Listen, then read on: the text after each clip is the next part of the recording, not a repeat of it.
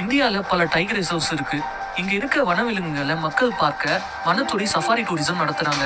Safari வண்டிக roof இல்லாம சைட்லயும் எதுவும் இல்லாம ஓபன் சஃபாரி வாகனமா இருக்கும். என்னதான் ஓபன் சஃபாரியா இருந்தாலும் சேஃப் தான். ஆனா மக்கள், டிரைவர் மற்றும் சஃபாரி கைட் கண்டிஷன்ஸை ஃபாலோ பண்ணணும். சில சஃபாரி கைட்ஸ் மற்றும் டிரைவர்ஸ் சில நேரங்கள்ல தவறான முடிவுகளை எடுக்கிறாங்க.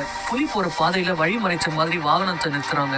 சில மிருகங்கள் கிட்ட சேஃப் டிஸ்டன்ஸ் மெயின்டைன் பண்ணாம ரொம்ப கிட்ட போய் வாகனத்தை நிறுத்துறாங்க. இதெல்லாம் டூரிஸ்ட்க்கு நல்ல வியூ பிக்சர் கிடைச்சா ஒருவேளை நல்ல டிப்பு கொடுப்பாங்கன்னு ரிஸ்க் எடுக்கிறாங்களோ என்னவோ. சில சமயம் சஃபாரில புலிகள் மக்களை தவிர்க்க விரும்பும். இந்த மாதிரி மாக் சார்ஜ் பண்ணுச்சுன்னா புரிஞ்சிக்கலாம். பல வருடங்கள் முன்ன ரந்தபூர் நேஷனல் பார்க்ல ஃபாரின் டூரிஸ்ட் இருக்க சஃபாரிய புலி மாக் சார்ஜ் பண்ணி துரத்துது. டிரைவர் உடனே வேகமா ஓட்டிட்டு முன்ன வந்துடுறாரு.